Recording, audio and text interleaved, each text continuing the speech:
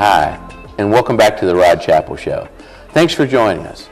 You know, in this show, we try to bring legal issues back home to people in a way that matters and in a way that they can use them. Today, it's a real pleasure for me to have Michael Couty here with us from the Prenger Center. He's going to talk to us about a number of programs, and Michael, thanks for being here. Thank you, Rob. You're welcome. You're welcome.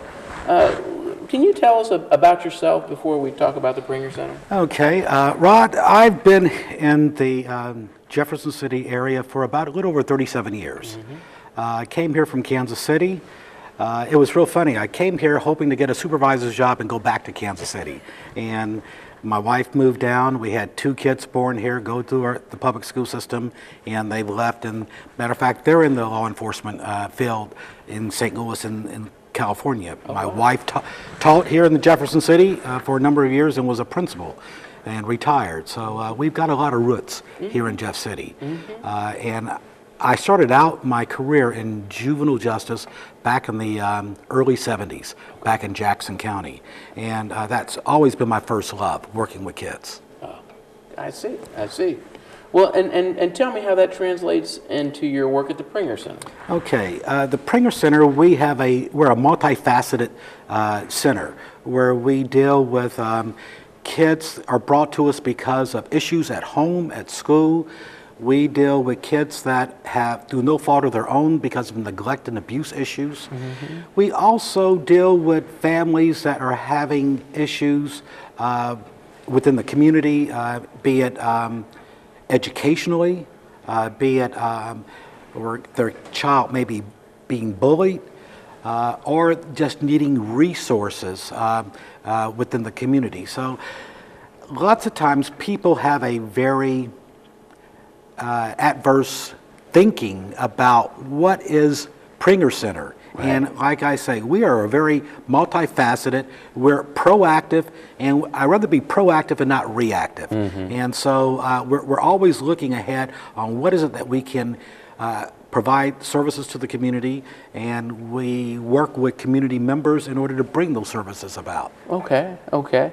Well, and you know, I want to talk to you about a couple of different segments here, but in terms of that stereotype of the idea of juvenile justice being or having some corollary to what many people would think of in terms of the Cole County Sheriff's job. Right. That's a facet to the work, but there's a whole different dynamic to it. Yes. Right? Let me just talk about one particular area. Education is very close and dear to my heart, and without a good education, our kids will go nowhere. If a child does not have a high school diploma, that individual is not capable of going into the armed services. They will not accept the GED. They will for the National Guard, but not for the Air Force, Army, Marines, or Navy. They're wanting a high school diploma. So when we have families having issues with school attendance, we developed a program several years ago called our truancy we call it truancy court. And my folks know it doesn't sound real sexy, but it's a voluntary program where I meet with the families and let them know that we'll work with them over a semester period of time, and we meet with the families on a bi-weekly basis. And the folks that are working with this program are all volunteering their time, because we normally meet at 5 o'clock when the courthouse is shut down. I have Judge Cotton Walker, who's our municipal court judge, has volunteered his time to work with us. The marshal has volunteered his time to work with us. So we are working on our own time. And that really it's very impressive for me when I have individuals wanting to give back. So we meet with the families. I track the individuals on a weekly basis, meeting with the kids at school, talking to the teachers, and trying to get them re-engaged in school. Okay. And just because they're starting to come back, because they have more eyes watching them, tends to get them to make that turn. Their attendance is much more regular. Not that they are attending, but they're also performing when they're there. That is another step that we try to get into. So these kids are not entered into our system whatsoever. It's on a voluntary basis. We don't develop a record on them. So it's a diversion program. And so we're working with the families. If they're needing assistance getting there, we will try to arrange for transportation. If their family is having issues with healthcare issues, we try to arrange those services. So when you have a problem with the student, and because they're not attending, it could be a number of things. Because I go back, and I know when I was in school and when my kids were in school, that was a great place of socialization, camaraderie, working with their other students. And so you wonder, what happens if you're not there? I know this day and age we got social media, so they're able to stay in contact. Sure. But lots of times it's other factors that fall into place, and we try to find them out. And is it that, along with some serious expectations for the kids, that makes a difference, or? I think that knowing that they have someone other than their parents. I think if we go back, and I've had 2 boys that we raised, it seems like when they look at their parents and say, oh, that's the old way. And if someone else addresses them and you get a mentor addressing them, oh, it might be true. My parents are saying that, but someone else validates what you're saying. So the more folks that you have saying the same thing, it becomes reality to a lot of our young people. Wow. And do you find that that kind of a setup in terms of the voluntary truancy court works better because it is voluntary? Yes, I truly believe, because we work with not just the child, but also the parent.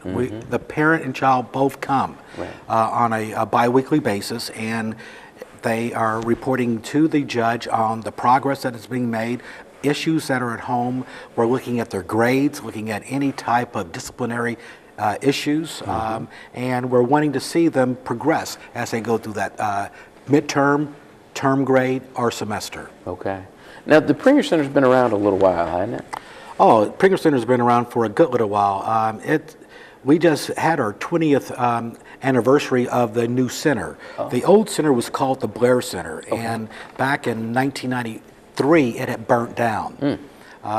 We had some individuals that got hold of matches and set the place ablaze, and the community came together. At that time, it was Judge Brown was a juvenile court judge, and he was able to garner support of the entire community, which contributed dollars along with the county, with the number of banks, organizations, sororities, clubs, actually rebuilt that center, and we opened up in October of 1994.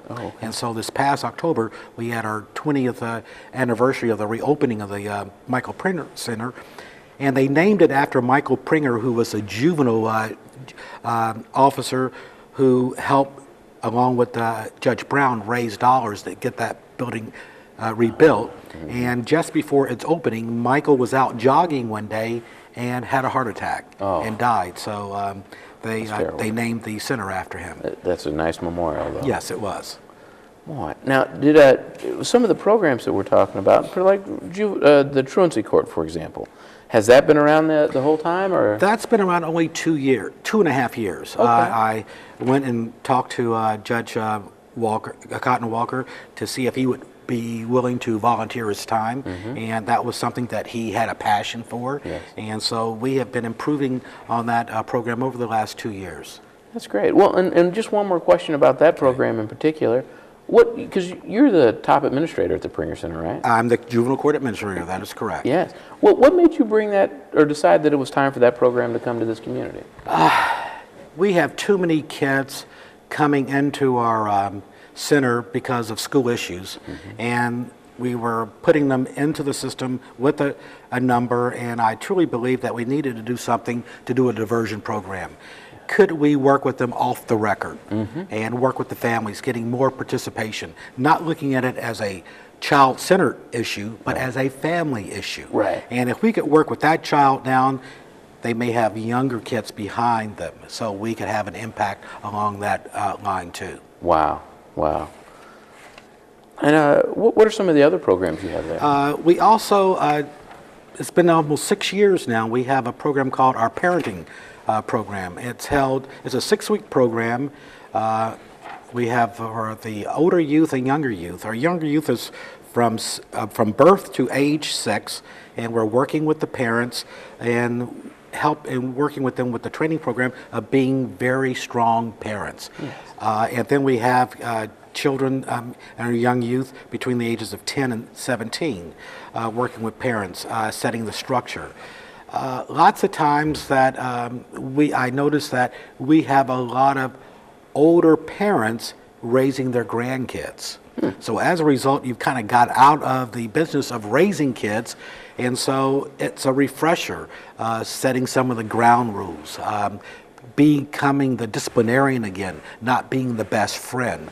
I noticed that with a number of our young folks, some of our parents wanting to be their best friend. And yes, that is a time and place for being a best friend once they're out of school, raising a family on their own. Right. But when they're under that roof, they become that disciplinarian, and they've got to be able to set those guidelines, and kids need to be able to follow. And so we try to work with them, and I believe I've got 2 good trainers by the names of Mary Simmons and Dr. Joe Simmons, who have developed an excellent training program, our parenting program for for parents with younger kids and our parents with older kids, and they've been doing that for the last 6 years now. No, you're talking about Dr. Simmons? Yes, I am. And Mary Simmons, weren't Yes. they faculty and staff at Lincoln? Yes, they were, and it was interesting how that whole concept came together. I know after Dr. Simmons retired and Mrs. Simmons retired, they came and asked, "What is it that we could do for the Prenger Center?" Wow. And I said, one of the things that we have a big issue is our parents struggling and setting guidelines for their kids. And it would be great if we could have a program that could benefit the entire community. And we deal with parents that may not have a case open with juvenile court. They may be dealing with children's division, or they may be referred by the school, by the church, and also by our police department. Wait, so this is another non-criminal context where the Prenger Center is providing services to families? Yes, and Okay. I truly believe that is another area when we're saying that we're wanting to be more proactive and not reactive. Right, Because if you're reacting to something, you're always waiting for it to come to you. Yes. And I truly believe we need to be out there in the community and making sure that we have resources that are meaningful, that are productive, and meeting the needs of our community. Well, and this question may answer itself. How much do these volunteers cost you? For our truancy court, it cost us nothing. We volunteer our time. Good grief. With our parenting program, we were able to get a grant in order to pay for that. That's one thing that I always go out and look for on a continuous basis are grant dollars in order to bring resources, because the county has done a great job in supporting juvenile court here in the Cole County area. Okay. They do a tremendous job. So I have gone out to the United Way, have gotten money, Three Rivers Foundation, and there are other state grants that are out there that we go after that are continuous grants that will sustain a lot of the programming that we have. That's incredible. That's incredible. We'll bring those kinds of resources with zero impact, essentially, to taxpayers. Yes. Right. Is there another program that is of that same or similar sort that... I'm glad you asked that. We have a program called the Suspended Student Classroom. Okay. When a child is suspended from school, they're sent home for either 3 days, 5 days, 10 days. And if the parent is working, you're sending a kid back home to an unsupervised environment, and so many things can happen between 8 o'clock and 3 o'clock, or maybe 8 o'clock and 5 o'clock. If they were getting in trouble at school with supervision, what happens when they're at home by themselves? Well, and that's one of the things that we wanted to see what we could do. So we have the suspended classroom, and it's a partnership with the juvenile court and the Jefferson City School District. So when a child is suspended from school, they are referred to the suspended classroom. Their work follows them down to that classroom, and they have a teacher and a counselor that will be working with them during that time period. Now, one of the questions you might ask, what kids are eligible for that? Kids are eligible for that program from middle school to high school. Really? Do they have to be involved with juvenile court? And the answer is no. We see that as a prevention program. Right. We're wanting to prevent those kids from doing something that they will regret. If, to actually give them when you are by yourself, when the old adage is, when the cat's away, the mice are at play. We're wanting to make sure that we had some supervision during that time period too. So also through a Division of Youth Services grant, they saw that as a very worthwhile program, and it's open to any Jefferson City student from middle school to high school. You do not have to be referred to the court system, and that is another thing when I'm saying we're wanting to be more proactive than reactive. Mike, we're going to come back and I want to talk about some more programs and more work that the Prenger Center and you in particular are doing in the community. For now, we'll take a break just for a moment, and please join us when we come back for our next segment with Mr. Couty.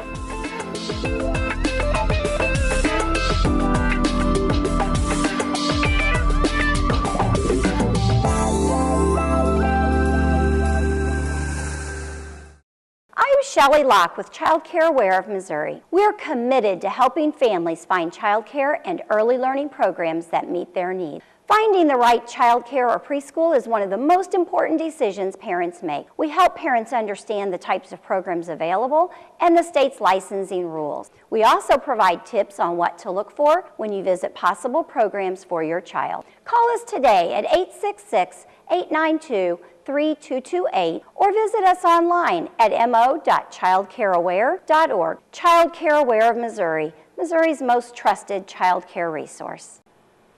Hi, I'm Angela Hirsch. And I'm Heidi Lucas. We're with Central Missouri Community Action, a nonprofit organization dedicated to alleviating poverty in mid-Missouri through programs like Head Start, Energy Assistance, Section 8 Housing Assistance, and Employment and Training. Our mission is to empower individuals and families to achieve self-reliance. We engage the community to address the causes and conditions of poverty through organizing efforts, outreach and education, and community development. Find us online at www.showmeaction.org and like us on Facebook. Join us in ensuring that our community is a thriving, vibrant, and safe place to live for all families.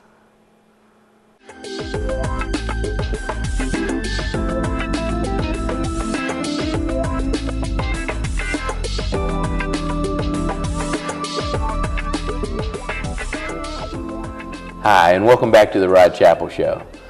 It's a pleasure to have a public servant here in our own community talking about some of the great work that's going on here in Jefferson City.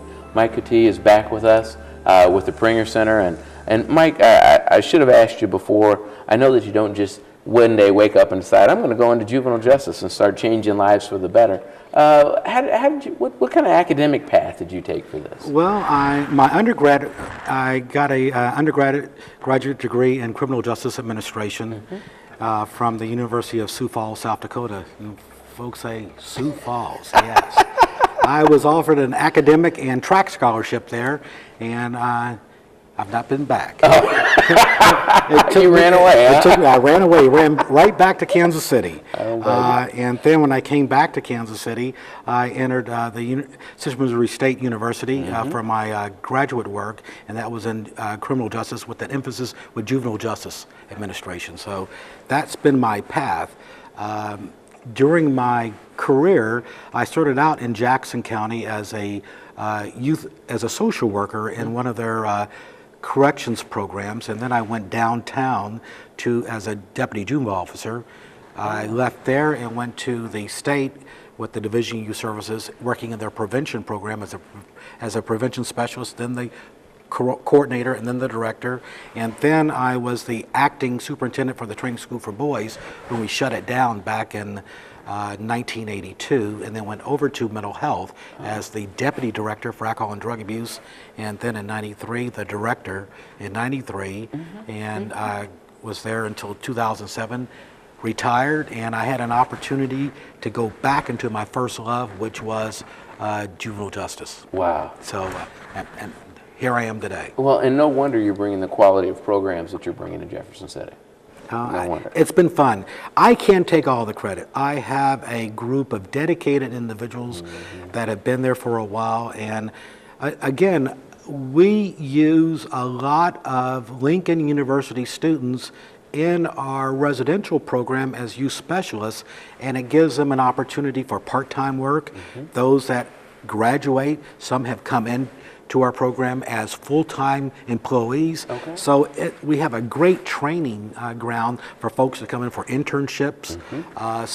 And we're only, less than 5 blocks away. Right. So it's a great segue right down Stadium, right to our center. Incredible way to use it. Again, another resource that's right in front of you, literally. That's right. You know, a lot of the things that we hear about, we've heard, you know, law and order, we got to get tough on crime, and that's resulted in some policies that may have had some consequences that lots of folks may not be aware of. One of those on my mind today is zero tolerance. Can you tell us kind of your thoughts about that? Zero tolerance has its place, but it has a lot of unintended consequences.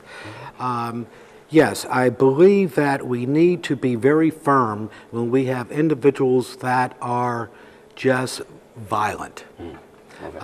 When you look at it within a school setting, zero tolerance can have an unintended consequence, especially for a 17-year-old. If that individual is arrested, that individual at 17 is taken down to county jail, not to juvenile court. That individual goes to county jail. There is a report, and it's an incident report. Most law enforcement around the Missouri area call it a CAD report. So it tells the time they were taken in, for what circumstance, and that will follow them for the rest of their life. That CAD report never goes away. They may not be prosecuted, but there will be a police report. Even though they're 17, they can't vote. They, I guess there's a whole bunch of stuff you can't do. But it's okay to be treated as an adult for criminal At 17, purposes. that is the law in Missouri. There is a piece of legislation in front of the legislature right now to raise the age to 18. If you look at our surrounding states, Illinois, Kansas, Oklahoma, Arkansas, they're all 18. And so we're sitting right in the middle with being 17. And I truly believe that is the right age. We need to raise that to 18. And at least that gives us another year to work with some of our folks and letting them know, hey, 18, yes, you're able to vote. You're able to vote. You're able to go to war. You're able to go to jail if you don't do the right thing. But 17, you can't go to war. You can't vote, but you can go to jail. That's a hard one to bite off. That's right. So that is another area we work very hard with our youth. There are a number of youth that, because of their violent crime, we have a facility which we call our detention facility, which we put kids in detention for the safety of the community and the safety of the child.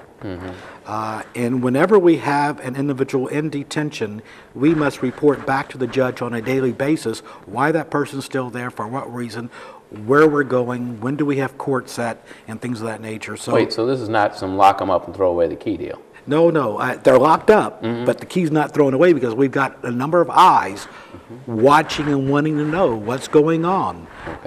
You know, they made an unfortunate choice to get them there, and the only reason they would be in detention would be because for the safety of the community or themselves. Yeah, I met a young man who had actually been in your facility, and we were just kind of talking, and I asked him how it was, He complimented the cook. He couldn't get enough of the breakfast, apparently. We have, again, we have a number of kids that are with us because of delinquency or criminal activity, and we have other kids that are there because of no fault of their own, because of neglect and abuse issues. And we have a treatment program, a residential program, and so we try to make it as home-like as possible. But there's no way you can do that in an institutional setting. Right. But we have a very good caring cook. We've got good residential staff, case managers, a clinical director, that we try to meet the needs of all kids that are sent to us for care and custody. So it's not only providing a safe place for the community for some kids who might need a little direction, but it's also to provide a safe place for kids who may not have any place or may not have a home. That is correct, and that need to, because of some behavioral issues that they had that are non-delinquent behaviors, but what we call status offenses. If they weren't an adult, it would not be a crime, like running away, truancy, beyond parental control, and they have been allowed to act out over a period of time. Some of them need some time out. Need some redirection, and that's what we're here for. And I guess there are a number of parents who, maybe they haven't had the benefit of being in the parenting class, but might not know how to control or deal with kids. And those kids that we do have in that program, we do afford those parents an opportunity to be in that parenting program also. So we open it up wide open in order to attract as many parents as we can. We may just have 1 or 2 more minutes, but I know that there are also more resources that we haven't talked about, and that's the problem maybe with having such a robust program, that we can't pack it all into a half hour. I would love to come back because we've got, right off the top of my head, 4 or 5 more programs that we have that are available that I would love to talk to you about. I know you have some counseling that you offer there. Our deputy juvenile officers can provide the counseling for our kids. We try to work with them on a daily basis. But for those that have some mental health issues, we work very closely with our community mental health center, which is Pathways for Cole County, and they work hand in hand with us in making sure that we have the best psychologists, child psychologists, child psychiatrists working within this area. In your experience, is that a source of a number of some of the issues that would normally drive a young person into either a detention facility or even the criminal justice system itself? Mental health services? Yes.